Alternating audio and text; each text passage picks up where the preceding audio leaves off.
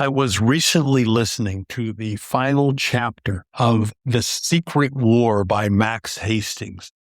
And even now, years after first learning the history, the story of Alan Turing leaves me completely choked up.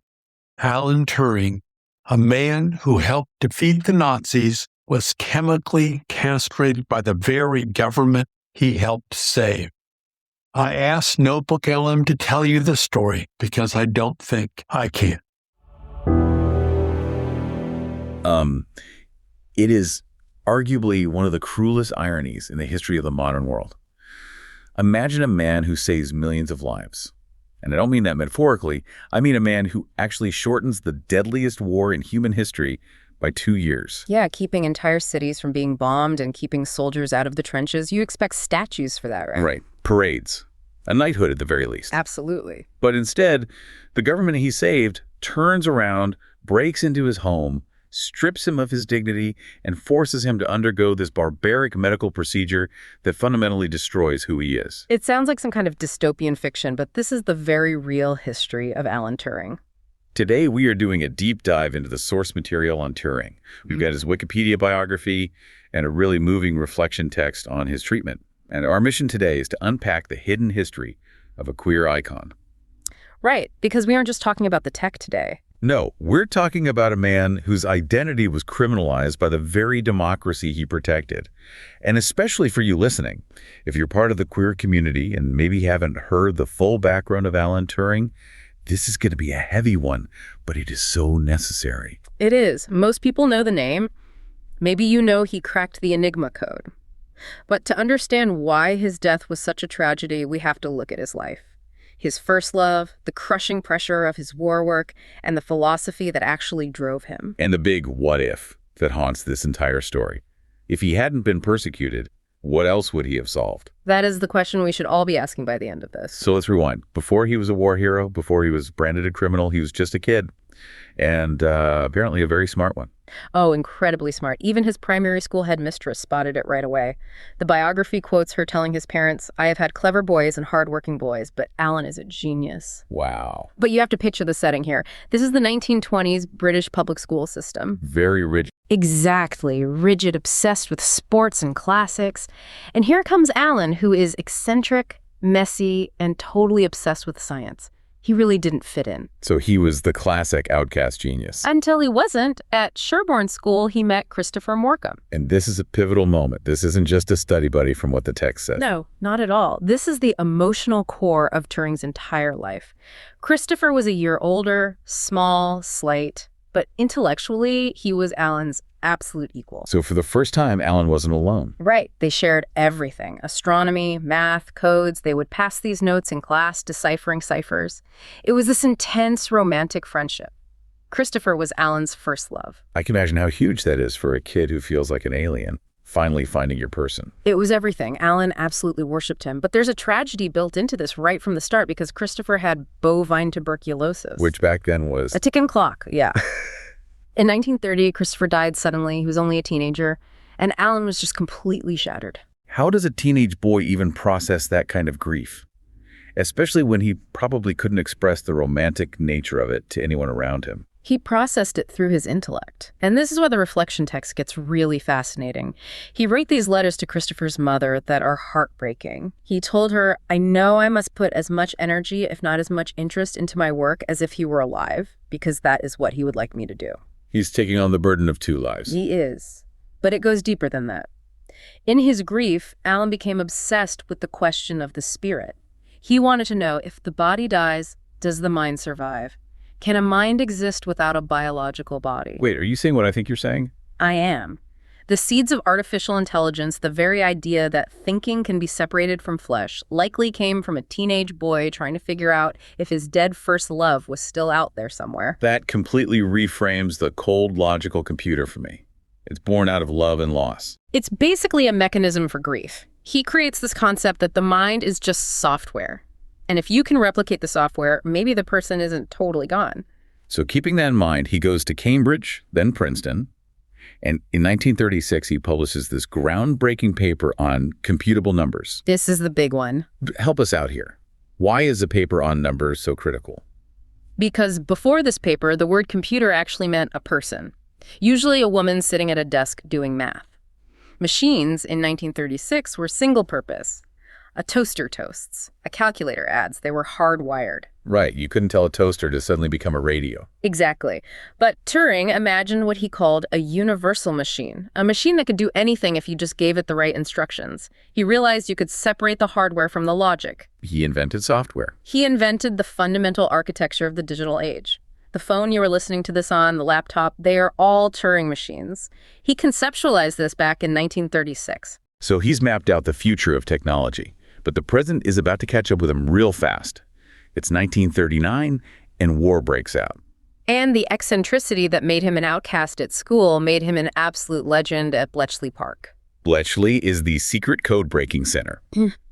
And Turing shows up, and they immediately start calling him the Prof. The Prof. He was such a character. He was terrified of his hay fever, so he would cycle to the office wearing a full military gas mask. That is a terrifying image for the locals, just a guy in a tweed suit and a gas mask pedaling through the English countryside. And inside the hut, he chained his favorite mug to the radiator because he was paranoid someone would steal it.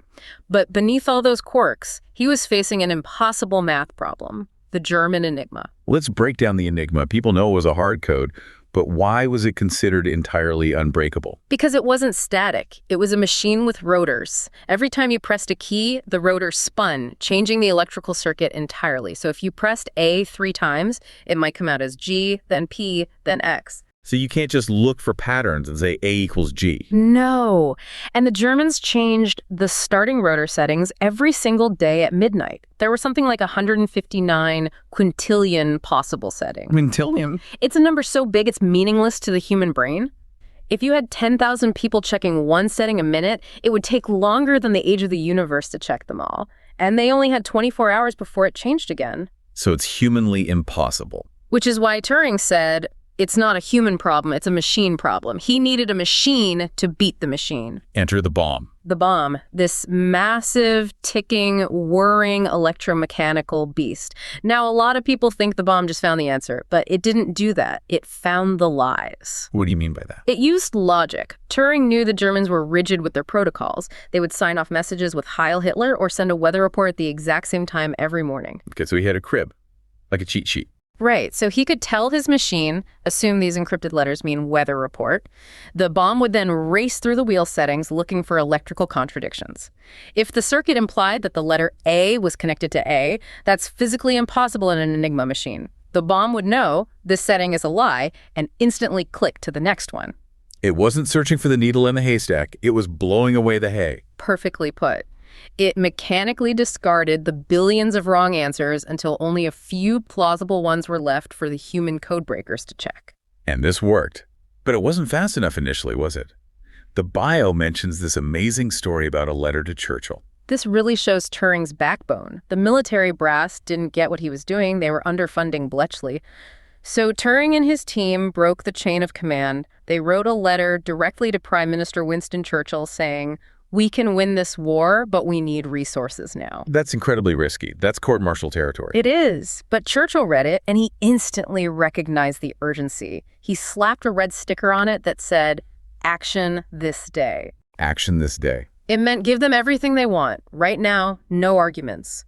That decision changed the course of the war. They focused on the naval Enigma, the U-boats that were starving Britain. Once Turing cracked that, the supply convoys could get through the Atlantic. Historians estimate this shortened the war in Europe by more than 2 years. At least 2 years. Think about the Holocaust. Think about the Eastern Front. 2 more years of that. We are talking about 14 million lives saved. 14 million people. Because of the guy with the mug chained to the radiator. And the ultimate tragedy is, when the war ended, nobody knew. Right, because of the Official Secrets Act. They burned the papers, they dismantled the bombs. Turing went from being arguably the most important man in the Allied forces to just an academic in Manchester. He couldn't tell his mother, he couldn't tell his friends. That level of silence must have been incredibly isolating. He dealt with it physically. This is a part of his life people often forget. He was an Olympic-level athlete. He actually tried out for the 1948 British Olympic team as a marathon runner. Seriously. A marathon runner. He came in 5th in the trials. His time was only 11 minutes off the Olympic gold medal pace. He would run for miles and miles. He told a colleague that he had such a stressful job, the only way he could get it out of his mind was by running hard. He's literally running from the secrets, running from the pressure. And he's also continuing his work. In 1950, he publishes Computing Machinery and Intelligence. This is where he proposes what we now call the Turing test. I feel like this test is often misunderstood. It's usually described as, can a computer trick a human into thinking it's real? That's the surface level reading. But philosophically, it's much more radical. Turing was asking, does it matter if a machine has a soul? If it acts like it's thinking, if it holds a conversation, if it makes you laugh, isn't that thinking? It's the fake it till you make it theory of consciousness. It goes right back to Christopher Morcom. If the mind is just behavior and output, then the biological body doesn't actually matter. You are what you do, not what you're made of. Which is a beautiful idea. But in 1952, the biological reality of who he was came crashing down on him. This is where the story turns incredibly dark. You have to understand the atmosphere of 1952 Britain. It's the Cold War. Everyone is paranoid about Soviet spies. And the government didn't just view homosexuality as illegal, they viewed it as a severe security risk. Following the defection of some gay spies like Burgess and McLean, the state thought gay men were highly susceptible to blackmail. So they were actively hunting them. They were, and Turing, he was naive. He was radically honest. He met a 19-year-old man named Arnold Murray, and they started a relationship. And then the inciting incident happens. The burglary. Right. Turing's house was burgled. Arnold Murray admitted he knew the guy who did it. So Turing, being the rigid, honest man he was, went down to the police station to report a crime. He's the victim in this scenario. He is. But during the investigation, the police naturally asked how he knew Murray. And Turing just told them. He candidly admitted to the sexual relationship. He wrote out a full statement. He basically thought, I'm a grown man. This is private. What's the big deal? He vastly underestimated the institutional hate of the time. He was immediately charged with gross indecency under Section 11 of the Criminal Law Amendment Act, 1885. Which is exactly the same law they used to convict Oscar Wilde. The very same. And because of the Official Secrets Act, Turing couldn't stand up in court and defend his character by saying, hey, I'm the guy who saved you all from the Nazis. He just had to stand there and take the conviction. And the sentence he received, this is the part of the source material that is genuinely physically hard to read. He pleaded guilty and was given a choice. Go to prison, which would destroy his ability to work and cut him off from his research, or take probation. But the probation came with a brutal condition, organotherapy. Which is just a clinical euphemism for chemical castration. Yes. He chose the therapy to avoid prison. They injected him with stilbostrol, a synthetic estrogen. The state's goal was to kill his libido, to effectively cure him of his identity. Think about the profound cruelty of that. This is a man who spent his entire life proving that the mind and body are separate, that the hardware doesn't matter, it's the software. And the government stepped in and said, no, we are going to destroy your hardware and we will use it to break your software. And it did break him. The physical toll was horrific. The treatment rendered him impotent. It caused gynecomastia, the formation of breast tissue. He gained weight. The Olympic-level runner, his body was completely revolting against him, but the professional and psychological toll was even worse. Because they took his security clearance? That was the final blow. Because of the criminal conviction, he was officially labeled a security risk. He was barred from GCHQ, which was the successor to Bletchley Park. He became a risk to the very state he had saved. He was locked out of the world he helped build. He wrote in a letter at the time, no doubt I shall emerge from it all a different man, but quite who I've not found out. 2 years of this. 2 years of the hormones, the public shame, the surveillance. And then we reached June 8th, 1954. His housekeeper found him dead in his bed. The cause of death was cyanide poisoning. And the apple was found next to him. A half-eaten apple on his bedside table. Now, the official inquest ruled it a suicide. And the apple is so incredibly theatrical. Snow White was his favorite fairy tale. Biographers speculate he was reenacting the scene where the wicked queen poisons the apple. Right. Dip the apple in the brew, let the sleeping death seep through. Exactly. It feels like a very deliberate message, a final defiant gesture from a man who loved codes and theater. But the sources do mention another theory, right? That it might have been an accident? Yes, the gold plating theory. His mother favored this, and some philosophers agree. Turing had a little amateur lab set up in his spare room. He was gold-plating spoons and using potassium cyanide in that process. He was known to be notoriously careless with chemicals, so it's possible he accidentally inhaled the fumes. Does the exact mechanism really matter, though? I don't think it does. Whether it was a deliberate exit using the Snow White apple or a reckless accident by a man who had been pushed to the absolute brink, the tragedy is exactly the same. The world lost one of its greatest minds at age 41 following state-sanctioned persecution. And it took a remarkably long time for the world to even try to make it right. Decades. For decades, his convictions stood and his war work remained totally classified. It wasn't until a massive public petition in 2009 that Prime Minister Gordon Brown finally issued a public apology. He called the treatment appalling. And then Queen Elizabeth granted a posthumous royal pardon in 2013. Right, which eventually led to the Alan Turing Law in 2017. That legislation retroactively pardoned thousands of other men who had been convicted under those same historical anti-gay laws. And now he's the face on the 50-pound note in the UK. Which is a nice recognition, sure, but it doesn't bring him back. That brings us right back to the what if we talked about at the start. He was only 41. At the time of his death, he was working on morphogenesis, figuring out how leopards get their spots through mathematical biology. He was expanding his thoughts on AI. If he had lived another 30 or 40 years. He would have seen the personal computer revolution. He would have seen the dawn of the internet. He might have solved biological and computational problems that we are still struggling to figure out today. It's a stark reminder that prejudice isn't just cruel, it is deeply wasteful. We threw away a singular mind, an atheist, a homosexual, an eccentric marathon runner who defined the modern world. We did. And for anyone listening today, remember that you are constantly interacting with his legacy. The man who saved the world and the man the world ultimately failed. Exactly. So here's a final thought to mull over.